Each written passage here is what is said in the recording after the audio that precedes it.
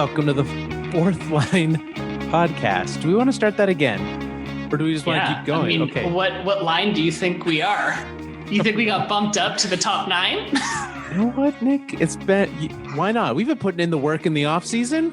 We really have. Well, at this point, welcome to the Fourth Line podcast, part of Full Press Radio. This is December the 21st, 2020. With you today is myself, Carl, and Stevie. Nick, how is it going today, Nick?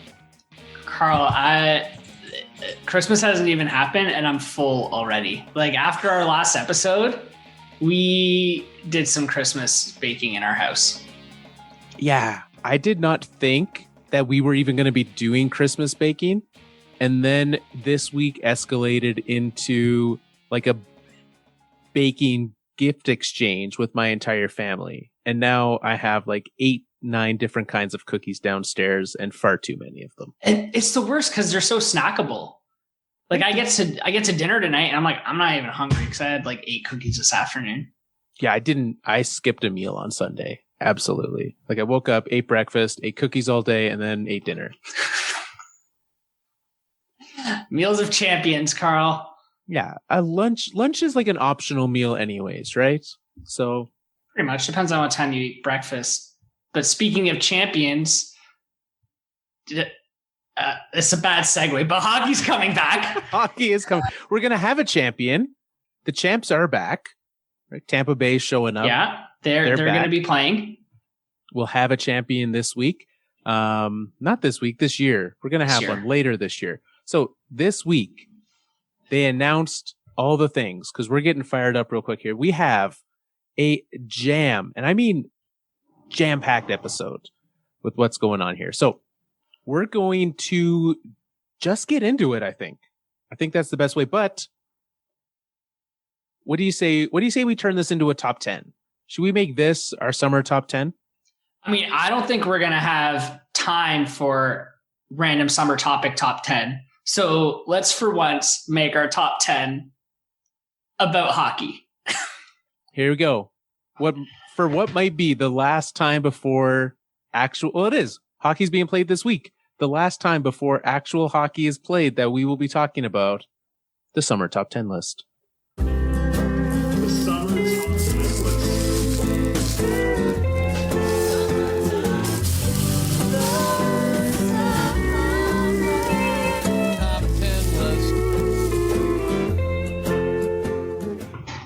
Feels good, Nick. World Juniors are here this week. We're going to be talking with Dylan Griffing later in the show, previewing this week's start of the World Junior Hockey Championships. But first, the NHL had all the announcements this week. Everything we've been waiting for has happened. And they really did a good job of spreading it out over multiple days, too. Yeah, they knew. I'm actually surprised they didn't do an unveil show on Sportsnet. I fully expected it. With commercial breaks every 3 minutes. That would be classic NHL. With commercial breaks, there would be like a slow reveal. They'd have it in segments. We'd somehow get a Lafreniere interview in there for no good reason, but he'd make an appearance. Missed opportunity. Here we go again, creating content for the NHL. Well, maybe next year. Next pandemic NHL. Here's an idea for in 100 years, we'll still be doing this podcast. You know what? Let's not limit ourselves. Who knows? You're right, but we are limited to an hour. We got to get to some of this news. All right, let's get to it. So our top 10 this week, we are going to, in no particular order, just cover 10 pieces of news that you need to know for this coming NHL season, because there is a lot that has changed, a lot that is different, but the players and the teams are still the same, and we're still going to be getting NHL hockey. So where do you want to start? Let's start with the start date and what we can expect from each of the teams when the NHL regular season starts. All right. So start date. Things get started up January 13th. That's the first game of the regular season.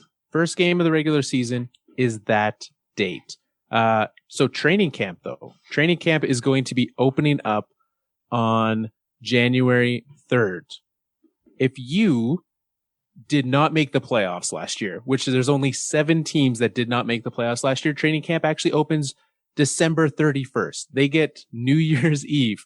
They have a popular working on New Year's Eve and New Year's Day. I'm sure teams are thrilled that that's what the NHL has let them do, but hey, they also get to go to work. So they get the few days that they asked for a week, but they'll get a few days. I guess it's something. It's better than nothing, for sure. It's better than nothing. Gives them a little bit of a step up, I guess. Doesn't matter. 3 days, 4 days, whatever. I think what's exciting here is we're going to start to get some like real on ice updates and news, and we'll kind of get to start to see the team's rosters take shape. And we'll see as this goes, some of those players, players coming back, some of those free agents that are still signed, like Mike Hoffman, so, he'll find a home probably soon after the Christmas break here. So yeah, it sounds like, I don't think this is one of our 10 things, but it sounds like the UFA market is heating up a little bit now that everything's done, dusted, signed, and teams are getting ready for the season. Yeah, well, and we'll get to why that's going to be even more important than it normally would be, getting those UFAs in there. So that's when it starts. Some other important pieces, let's kind of go through those. Other important timeline pieces. Where was it here? All right. Trade deadline, April 12th. So we go 4 months. It starts January 13th, April 12th. It gets fired up. Stanley Cup will be awarded mid-July. The NHL expansion draft, Seattle Kraken, they get their team July 21st. The draft is July 23rd. Free agency starts July 28th. The same day, the NHL has crammed all of those things in because the Olympics start July 28th as well, Nick. It's going to be a busy second half of July. Like, my first thought when I saw these dates was, whoa, that is not a lot of time between the expansion draft and the entry draft. Not at all, no. Which I seem to recall when Vegas came, it was about that, was it not? Well, they did the Vegas expansion draft at the NHL Awards. Right. So when do they normally hold the awards? Is it July? I would think it's... Or no, wait, everything would have been bumped up because the draft would have been in June. Free agency, it was before free agency, so it would have been pretty quick as well. Yeah, I guess so. It is going to be a whirlwind, right? Because you go from... You prep for the expansion draft. You've picked your players that you're protecting. Then your players are getting picked. And if it's anything like the Vegas expansion, you're going to have all the players, moving around. Lots of those, trades. So GMs are going to be busy there. They're going to be busy at the draft, making trades, drafting. Then they've got to sign free agents 4 days after that. So it is going to be a very, very busy time of the year. Now, one thing that we kind of glazed over here. So the start of the season, January 13th, the Stanley Cup to be awarded in mid-July. So I think they're aiming to start the playoffs in mid to late May, which puts us at a 56-game regular season. 56 games, yes. So let's get to, thing number one is our timeline. Thing number two, the schedule. And actually we'll tie this into another change as well. We kind of talked last week. The divisions are going to be different. We've got the 4 divisions. The only change from last week is Minnesota is in that Pacific division, like we talked about might be happening. So they're moving out west while Dallas moves to that Central division. Yeah. So Dallas in the Central, Minnesota west, everything else same as last week. We've got the Canadian division, 56 game schedule, and they're only playing games against teams in their own division. Kind of weird, but makes sense, doesn't it? I mean, from a scheduling perspective, it makes a ton of sense, right? Because you're not trying to reschedule all 31 teams in the NHL. There's only 7 or 8 teams that are going to be affected by scheduling changes.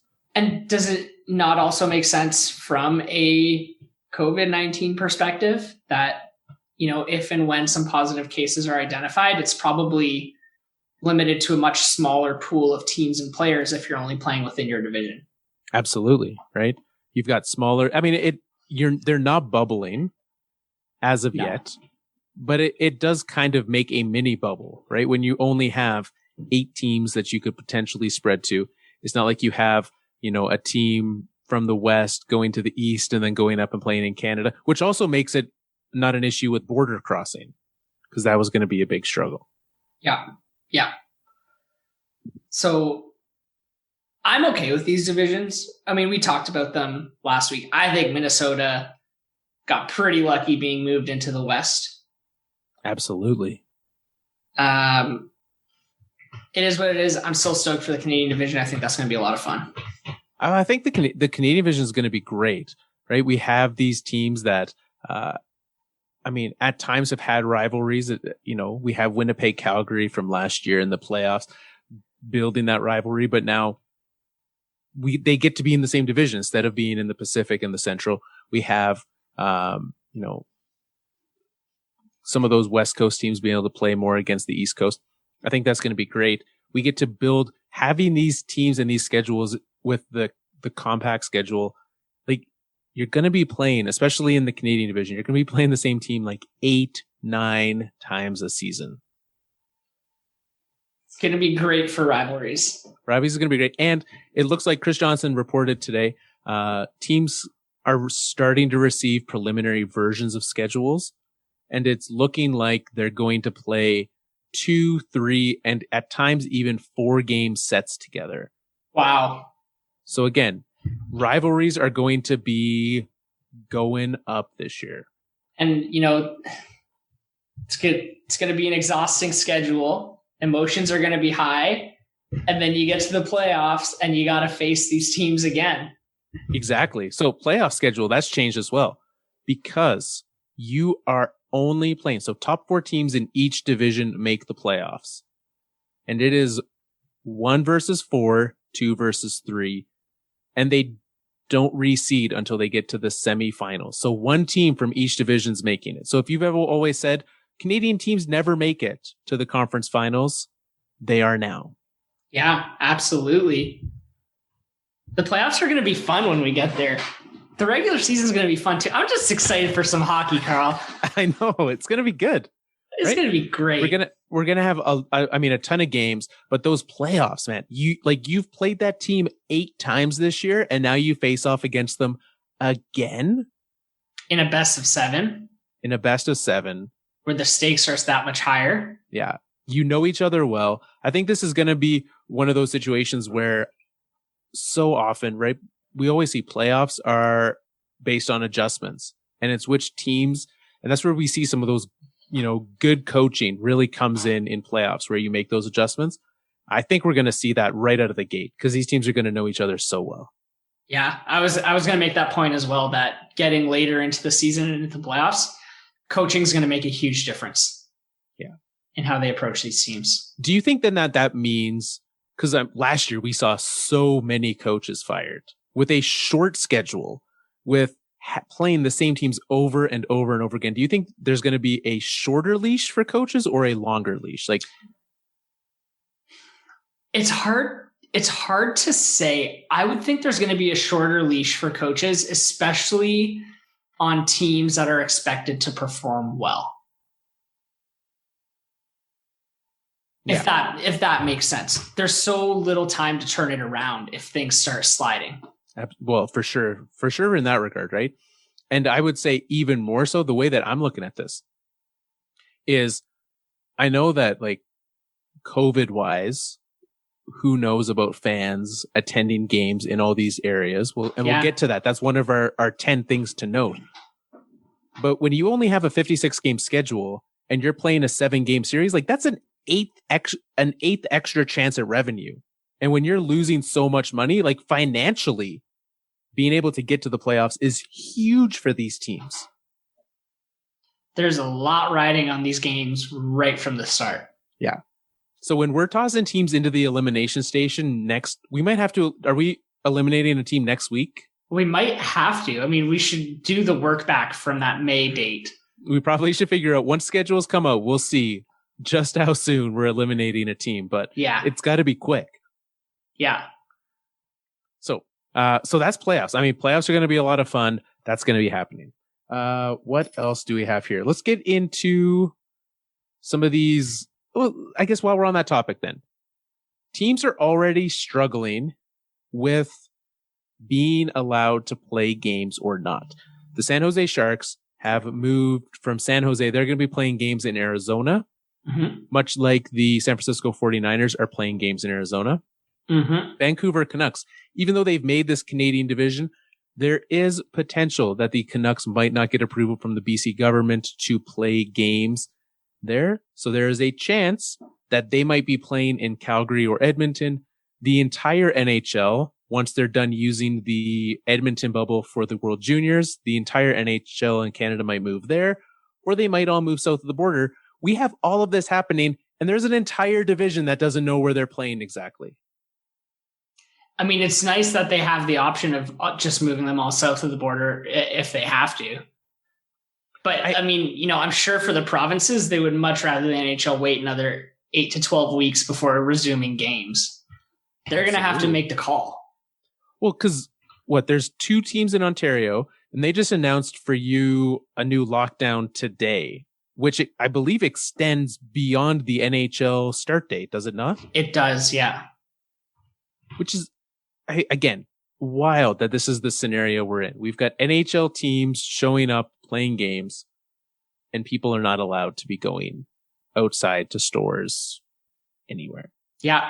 So to summarize the province's positions right now, the Ontario government is looking at it, no answer. The Quebec government has allowed training camp to resume, no answer if they're going to allow them to play through the regular season.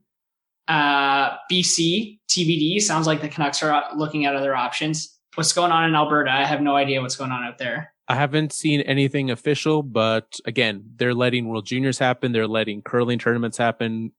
I see no way that they would bar the NHL from playing. It's fair to assume that they'll be playing games in Alberta. Yeah.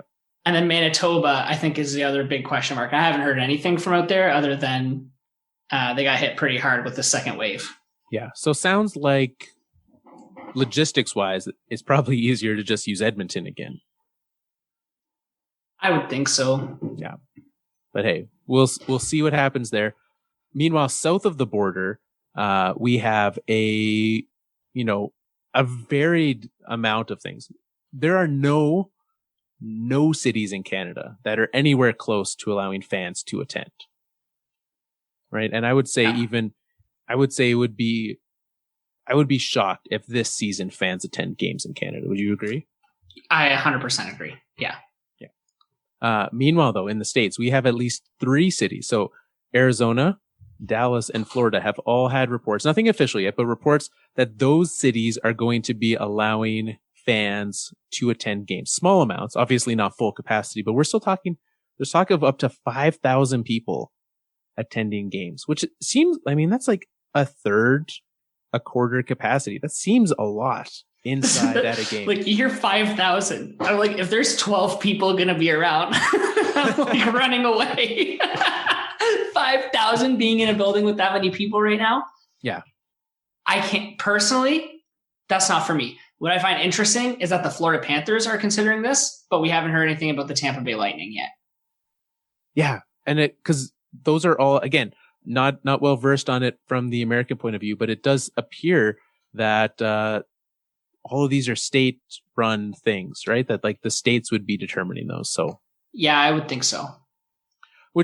It also makes a ton of sense then if the Sharks moving to Arizona and they are allowed to have fans in the seats, financially, Sharks would be loving this right now. Yeah, for sure. Even 5,000 people in the seats is going to be, well, I guess if we use that 150 million number that teams are losing, you're getting back 50 million of that. It's more than zero. That's all that matters right now. Exactly. Well, and what do you, I haven't looked into how much tickets are costing for these like small one-off sporting events that are happening. Would you expect ticket prices to be in line with the same ticket prices they were per seat last year if you're showing up for these, or what would you expect? I mean, when we first talked about this, my gut said ticket prices are probably going to be so low because who's going to go to these games? Because in my head, I'm thinking I'm not going. But I don't think that's right. I think that there are a lot of people who are dying to get out of their homes and who are going to be trying to get some of these what are going to be exclusive tickets to get into a sporting event. And I think the prices are going to go up. I was talking today with a Buffalo Bills fan in Canada.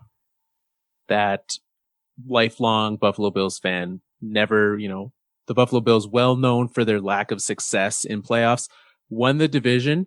They booked plane tickets and hotels to go to the Super Bowl in Tampa without tickets. There will be people who are making their way to these games. Yeah, it doesn't surprise me. You won't catch me doing it, but I think that there are a lot of people who are going to try and go. Absolutely.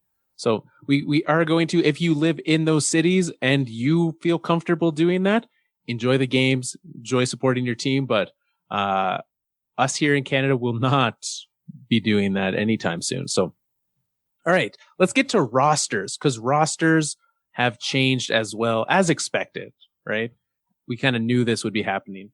Mm-hmm. So biggest change first, December 24th, another timeline, another date that's important. That is the date that fans could too. Players have until December 24th to opt out. And so if they are choosing to opt out for any number of reasons, that's the date that they have to do it by. But it's interesting the way that this works. So the deadline, and it's the 24th for those teams starting training camp early. For the other teams, it's the 27th. So they've got a little bit more time. Now, the big question for teams and players that are opting out, there is no obligation for teams to pay those players' salaries. And they also have the choice, teams have the choice of rolling that contract over to next season. So they could choose, if a player opts out, they could choose to burn a year off the contract or to not, which really tells you how a team will feel about you as a player if they choose to keep you an extra year or use a get out of jail free card on you. I mean, I kind of think it's a fair rule. Well, especially if you are not, if you don't have like a listed medical reason. Yeah. Yeah. I think the option to burn a year is a really interesting one. I'm surprised that kind of got through, but yeah, I mean, players got to make what the best decision for themselves are, but that has repercussions for the team. Absolutely. Well, and like, if I wanted to, I mean, you were working from home. I don't have that option, right? And if I were to go to my employer and be like, hey, I've decided to not go to work, please still pay me. Please, or if you're not going to pay me, please make sure that when this ends, I have a job next year. They would say no on both accounts. So it seems in line with like a normal business practice, but the NHL is not a normal business. Sports is not a normal business, but from that regard, it does make sense. Yeah, it makes sense to me, but you're right. They're under a huge spotlight. Yeah. However, if the player opts out for medical reasons, so if it's deemed that player or like an immediate family member is a high risk individual, then that person wouldn't get salary or bonus, but they would get like a monthly amount. So they're still going to get some money, and the teams are not allowed to cancel a year off that contract. So if there's some sort of a proven medical reason why that player is not, then we'll do that. And we've seen how many instances. I'm not saying that this will happen, but I'm saying we've seen NHL teams use shady medical reasons to make things happen in the past. I'm curious if it happens again. I'm sure it'll happen. I think what's important is that the players that do have a legitimate medical reason for not playing are protected to some degree with this. Absolutely. Right. I do think that it is fair to, because of the opportunity and privilege the NHL has to be able to provide that for their players. And I do think that they're doing a good job at doing the best they can to keep the players safe. And I think it's fair to say, we can't give you your full salary, but you will get an amount. Yeah, that makes sense. All right. So rosters themselves, teams, much like we've seen in other sports, teams are going to be using a taxi squad this upcoming season. So what this means, that teams will be allowed to carry, so they still have 23-man rosters, same salary cap, but each team is allowed between 4 to 6 extra players, and those players can travel with the team, practice with the team, and as needed can move into the lineup. If there's COVID related reasons that players are stepping out. So this means that, and as alongside that, they have to carry 3 goalies on that 23-man roster at all times. But there's no limit to how many goalies they can carry, right? There is not a limit. So we could, who knows what we could see this year, because it could be wild. It's just a plane full of goalies. Just an entire taxi squad of goalies. Wait, it is sad to me that this likely means the end of the emergency backup goalie, though, for this season. For this season. Well, again, it makes sense. You got to limit the amount of people who are around, right? Look, if you're going to let someone Zamboni the ice, they should have gone through COVID protocols anyways. That guy can step in and be the goalie. Seems fair. Not every team has a young, spry Zamboni driver who can just compete with NHL players. That should be the new list on the job application. Must be able to Zamboni ice really well and, step in for practice every now and again. Which do you think is, here's what you should do. Just teach like your AHL goalie to Zamboni the ice. That seems way easier than teaching a Zamboni driver to goaltend. Yeah.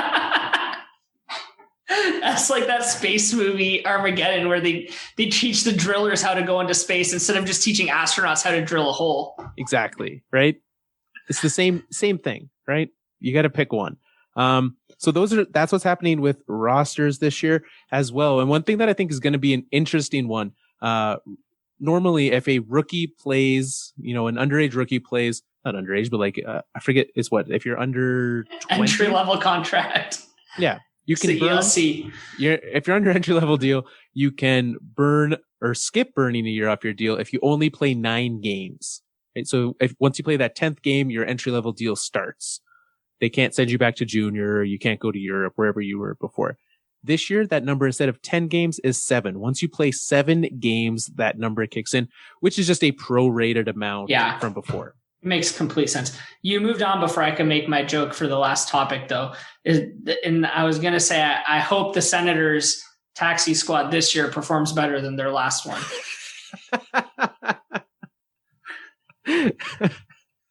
I had to sit through your whole thing about 7 games thinking about this joke.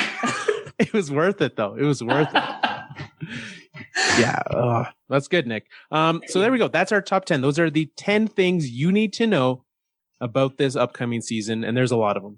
We didn't rank them, but we promise there's 10. You can go back and count if you don't believe us. And some of them got combined, but I wrote down 10 things that you need to know. Trust us. This summer top 10 list. Which, by the way, you wrote them down in a different order than you sent them to me by text message. So I was a little lost as you're going through the list. That is also true. So organized on the show. We try. Look, but that shows show prep happened tonight. That's how big of a deal today's episode is.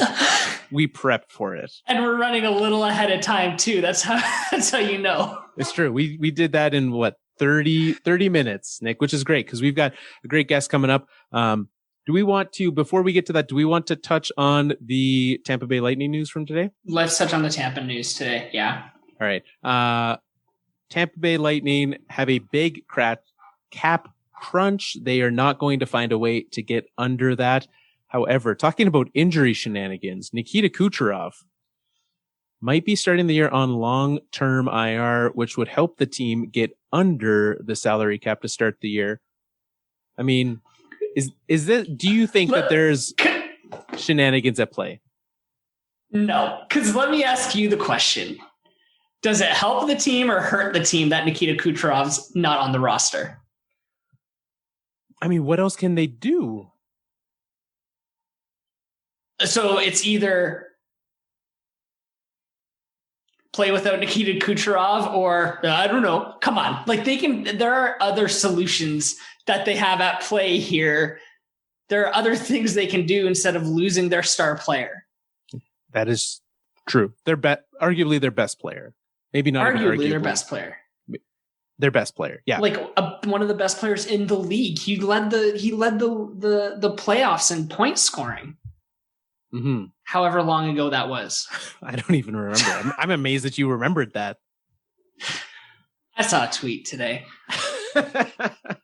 I tried to remember who won the Conn Smythe, and was it him? I think it was Hedman. That's right, it was Hedman, because defensemen never win it. Yeah. Should we go back and look at that again? No, this hurts the Tampa Bay Lightning. There are no shenanigans at play here.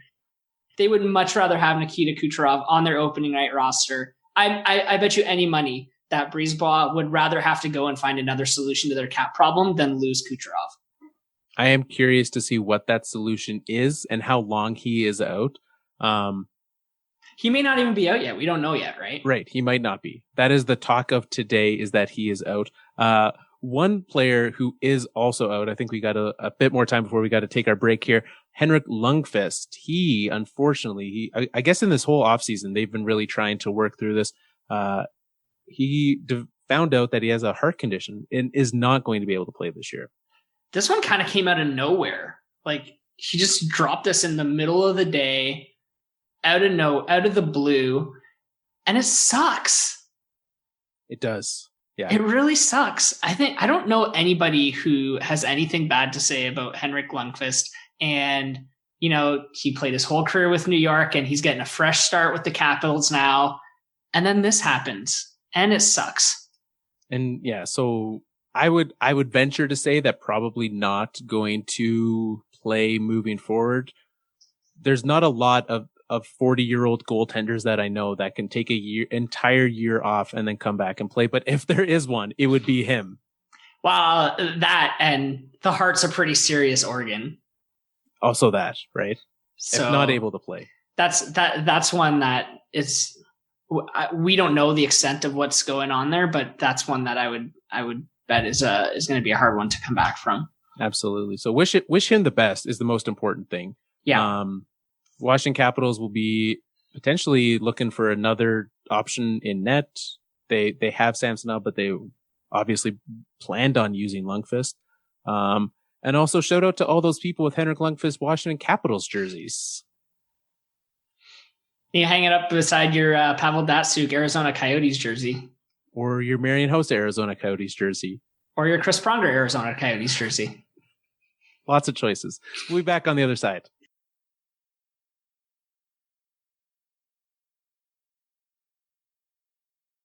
Welcome back, everyone. We are very excited today we're talking World Juniors. Nick, World Juniors are coming. They get fired up Friday. 4 days. 4 days away. 4 days we get live hockey.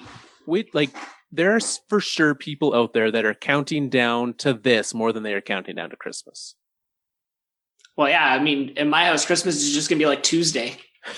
Yeah. There's no change. We talked about, we've got our guest here, but I have a very important question for you first. Okay. We talked last week about Christmas foods. Have you settled on a Christmas dinner menu at all? Yeah, I got a turkey in the deep freeze right now. I'm going to take it out to thaw tomorrow. Nice. All right. A turkey for 2 adults and a 1-year-old.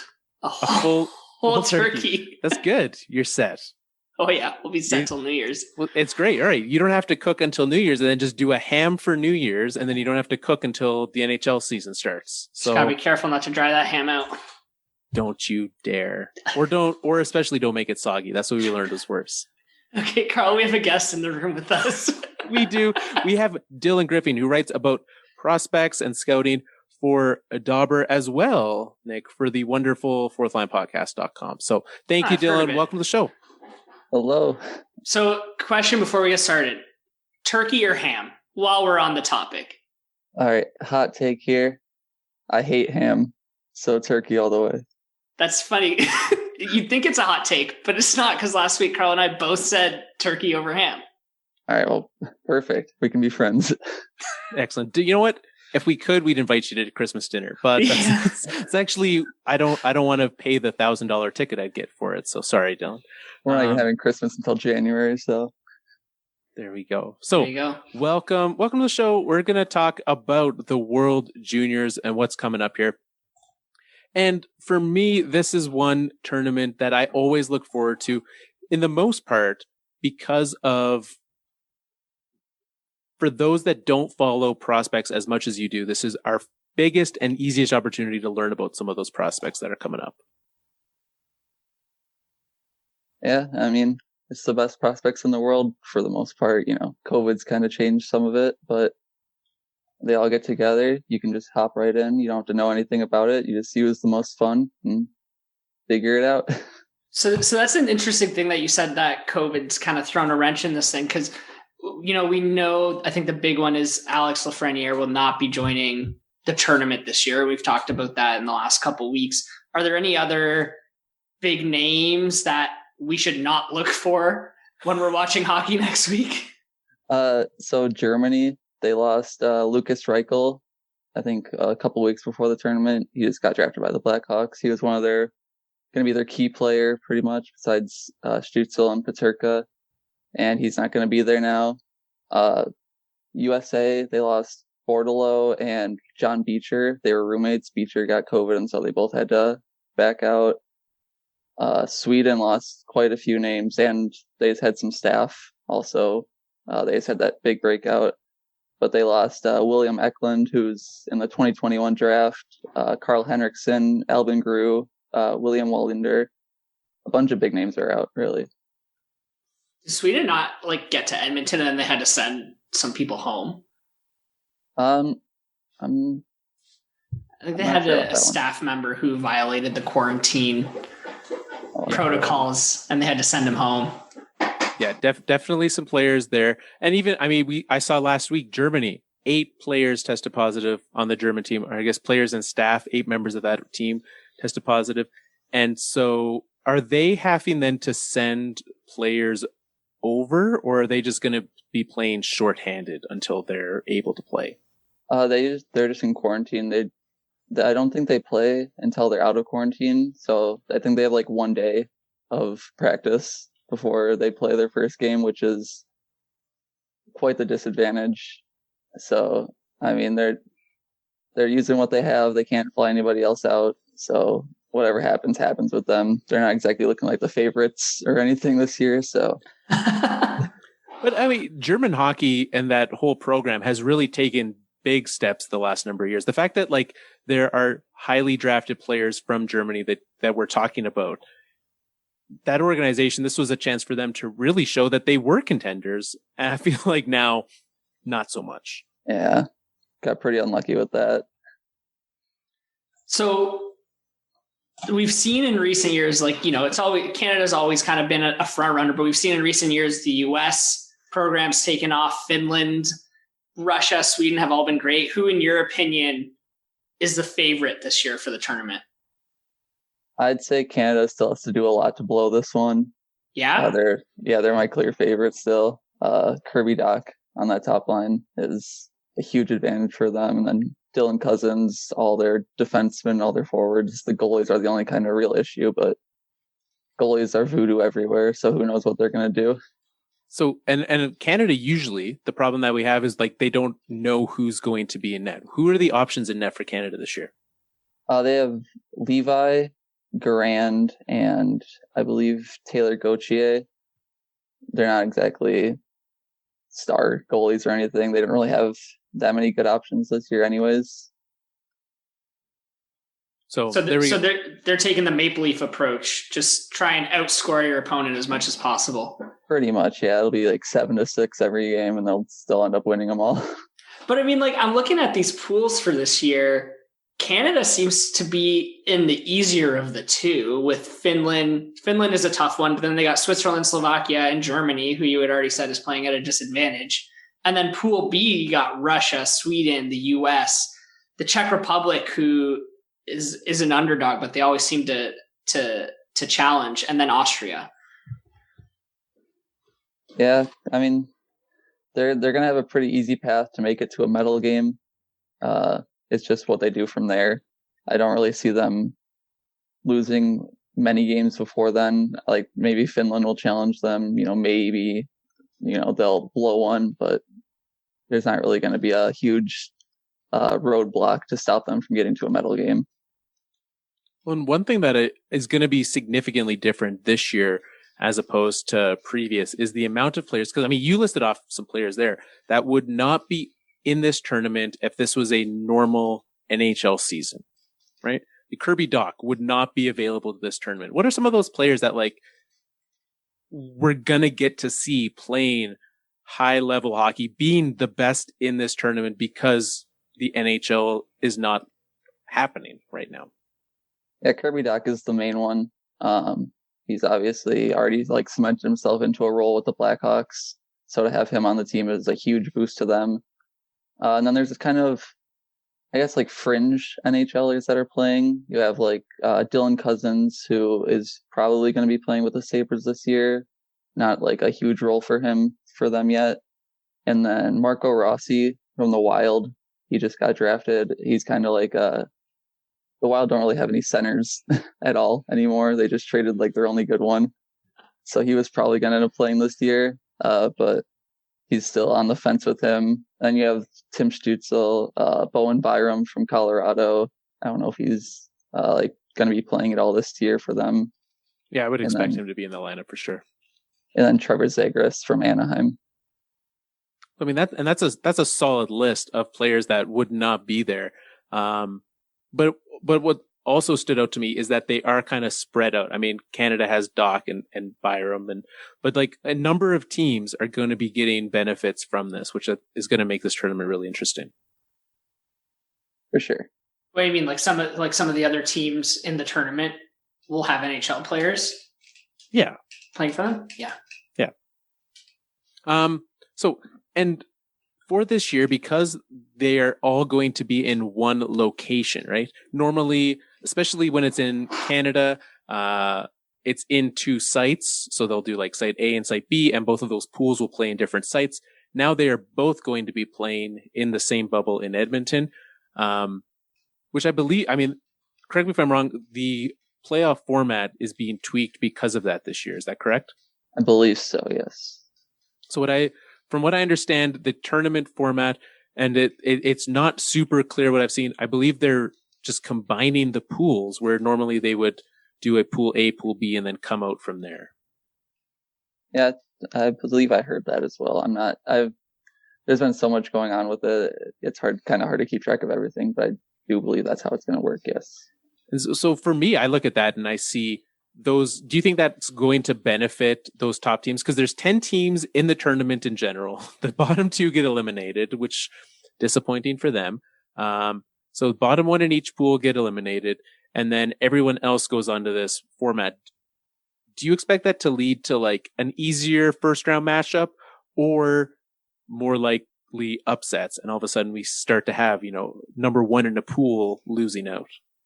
Yeah, I really think we need to see more upsets just because it's unpredictable. You can have a team like Austria. They don't really have that star power besides Marco Rossi, but, if they can get a few goals in and then play all out defense and then just, shock a team like Canada even, that's going to throw a real spanner in the works for them. It's just going to be a lot more hectic for everyone. Yeah. And especially with that one game go win and go home format, I think that's going to really, I think we're definitely going to see some upsets, Nick. I hope so. I love upsets. Not for Canada, though. I cheer for Canada. I don't want Canada to be upset. Sweden being upset? Well, there's a lot of Red Wings prospects playing for Sweden, so I don't want Sweden to be upset either. Okay. Well, there was supposed to be Red Wings prospects. There's not anymore. I don't think. They're out? I think all of them? Out, yeah. There was 7 of them. There's quite a few out. Grew and Wallander both dropped out. I don't know who's still in from them. All right, Sweden can be upset. You're upset, so they might as well be. I was looking forward. I was penciling the Sweden games into my calendar. Now I'm not going to go out of my way to watch them. Okay, maybe with Ken Holland gone as GM, maybe Steve Yzerman can draft from a country other than Sweden, and you'll be able to cheer for a different team next year. He can't. He's part of the problem. He's part of the reason all these Swedish players are in the system. That is true. Yeah. All right. So prediction time. you say Canada's the favorite. Yes. Who else should we be looking for? Which team should we be looking at for this tournament? Obviously, the United States. They have a lot of good forwards. Cole Caulfield, Arthur Kaliev, Trevor Zegras, so on and so forth. They always have a pretty good forward group. The defense is shaky, but all right. And then they have Spencer Knight in that. He's a Panthers prospect. He's one of the best goalies in this tournament. So they'll obviously be a lock to probably get a medal, at least, I'd say. Then you kind of have like that kind of group of Russia, Sweden, Finland, where it's really hard to predict between those three. Russia always have like an underdog team, I'd say, where you kind of go in looking at their roster and be like, well, they'll probably make it this far. They're not that good, but, they'll do fine. And then they end up, second place in the whole tournament.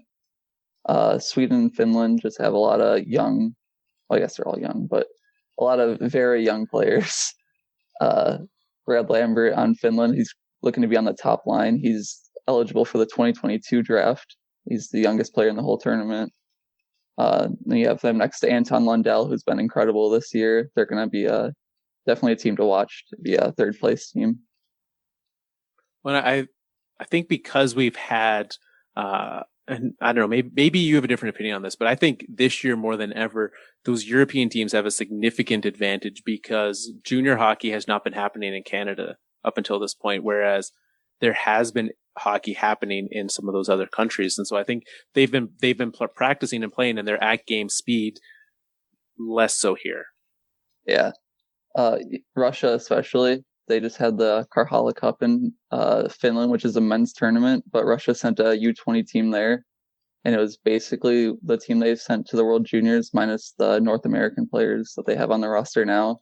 So they've already played together and they won the whole tournament. So they're they've already gelled together as a team. Yeah. Whereas Canada tried to get some extra games in and had to quarantine. So, whoops. Maybe they'll start playing in March. Yeah. So what do you think? If you had to pick an upset special team, who are you going with? My original thought would have been Germany, but now I'm not so sure about them because of all the COVID outbreak. I'd have to say the Czech Republic. They have two defensemen who are eligible for the 2021 draft, David Jiricek and Stanislav Svozil, and they're both really good players. And then their forward group is all right. They have Jan Misak, who just got drafted to the Canadiens. Good goalies. They have three goalies who are all starter quality. I think they can definitely try to push to make that run, but I'm not overly convinced on any of these non-powerhouse teams to go super far. Well, I'll tell you this. The odds of, I pulled up the betting odds for these teams. And this is, I believe it's to win the pool. You're right. Germany has dipped actually below Switzerland. So they're fourth best odds in Group A to make it out of there. Czech Republic sitting at 13-1 odds to win that division or Group B. Fourth in that, but I agree, especially when we get to kind of that next round, right? That Group B having those four strong teams and then having to cross over and play. I think that if they can somehow sneak into a third place and finish third in Group B, and then be able to play even the second team in Group A or finish second to face that third team in Group A, I think that'll really help them. For sure. All right, great. I'm cheering for the Czech Republic they're my underdog. There we go. Is there a Gord Ambrose World Junior pool that you can get it on? No, he doesn't do the World Juniors. He only pays out once a year for the Stanley Cup. It's disappointing. You know what? Why not though? Why not start now? It's a great time to start since we normally watch the kickoff of the tournament in his living room. Well, he can be with you in spirit then. He can be with us in wallet. What kind of players that we've talked about lots of great players. Any players that you haven't talked about yet that you're excited to see? Russia's whole top line, they basically stacked it this year. They have Rodion Amirov, who was drafted by the Maple Leafs, Marat Kuznetsov, he was drafted by the Wild, and then Vasily Podkolzin, he's on the Canucks. That line is going to be crazy good. They already, like I said, they already played together a little bit, and so they have that experience already.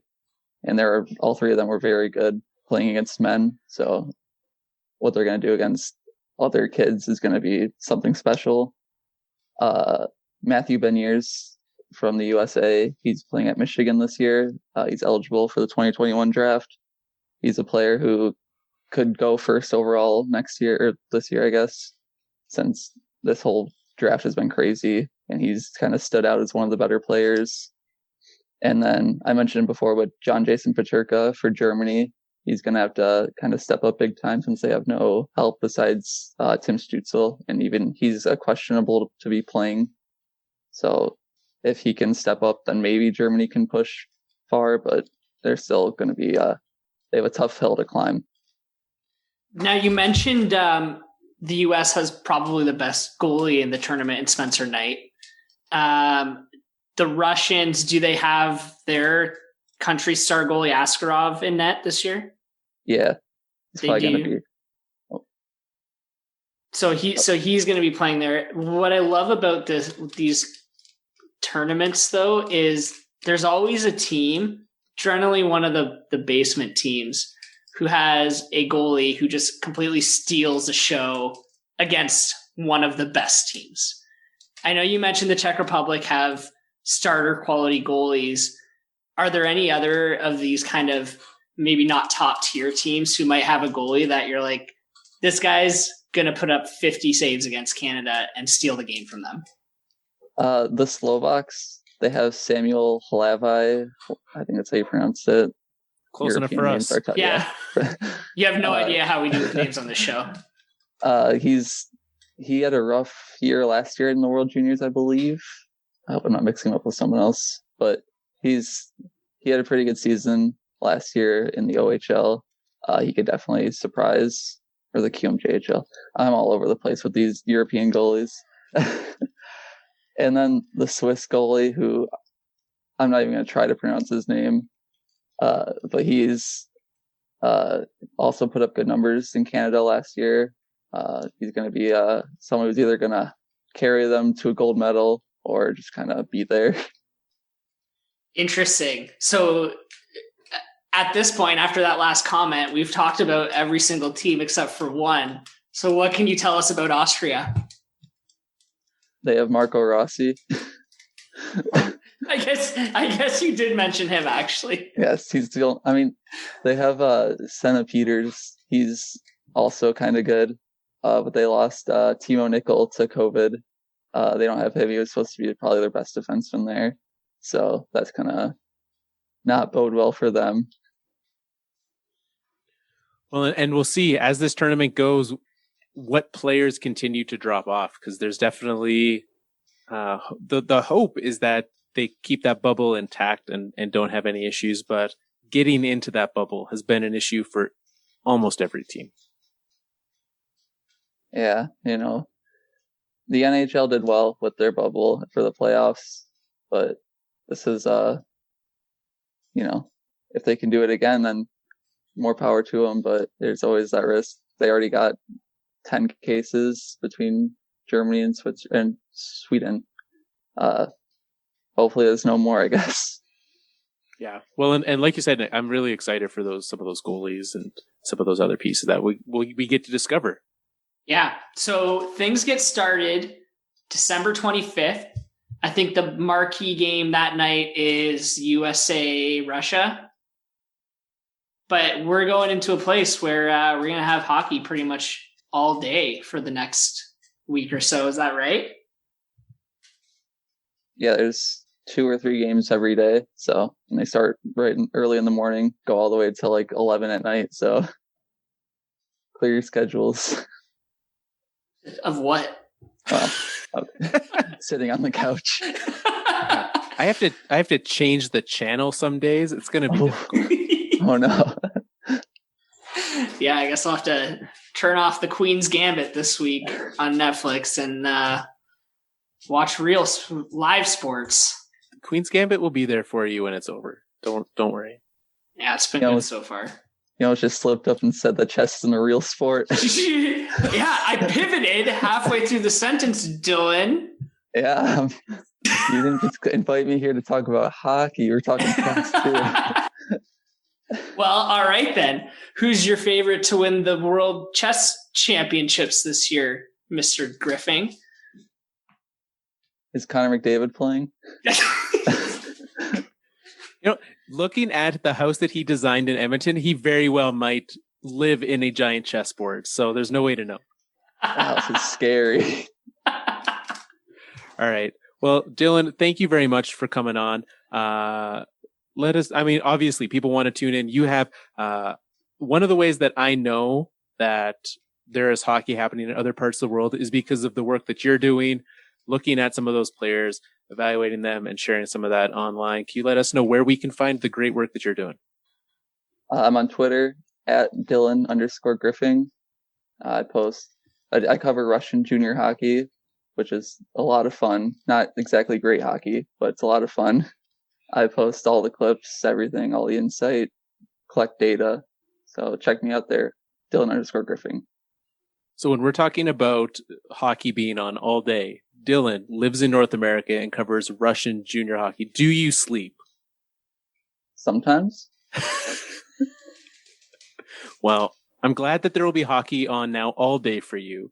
Again, to just make it even more content for you. Thank you for coming on, and for sure, check out his stuff over at thefourthlinepodcast.com, but also at Dobber, where you can find his work and tons of other great stuff. When I want to know about prospects, that's usually my first spot. They've got great work over there. So, thanks for coming on. Thanks for sharing what you know about the tournament, and we look forward to starting it on Friday. Well, like that, that wraps up an action-packed show. We didn't even have time for our flashback. We didn't have time for our flashback. If you had to guess what you think we talked about this time last year, just very quickly, we'll do a quick flashback. What's one thing you think we talked about last year that's not the World Juniors? No, I was going to say the World Juniors. You don't get off that easy, Nick. I don't know, something dumb like the worst team Christmas video or the worst team Christmas sweater party or something like that. Ooh. So we did have to last year. We actually recorded that episode on Christmas Eve last year. We recorded an episode. Normally we would skip it, but not. Look at us hustling on Christmas Eve. Yeah. Not this year. Nope. So we put the Kings in the elimination station, and we talked about a lot of random Christmas things. So it was a good time. But thank you for tuning in. Thanks again to Dylan for coming on and talking with us. We'll be back next week, probably even next week, because again, what else are we going to be doing? So we'll probably have a show next week talking about some World Junior Hockey now that it has actually started. You can find us at thefourthlinepodcast.com. You can find the show. If this is your first time tuning in, you can subscribe on Apple, iTunes, Spotify, Google Podcasts, the Full Press Radio app. Head over to fullpressradio.com and Full Press for more great hockey content. They'll for sure be having some more stuff. Been seeing lots of great stuff coming out over there. Us at the Fourth Line, we are currently working on our season previews. We've got those working on. The writing team's working hard on those. Those will be coming out in the next coming weeks. Find those over at thefourthlinepodcast.com. We're on Twitter at Fourth Line Podcast, Facebook.com/The Fourth Line Podcast. Thank you for tuning in. Enjoy the World Juniors. It's time for us to wrap up another Fourth Line show. I know what you're thinking. You don't want us to go. Hockey's back and I don't have a rhyme. I'm really sorry for screwing it up this time. It's such a monumental episode.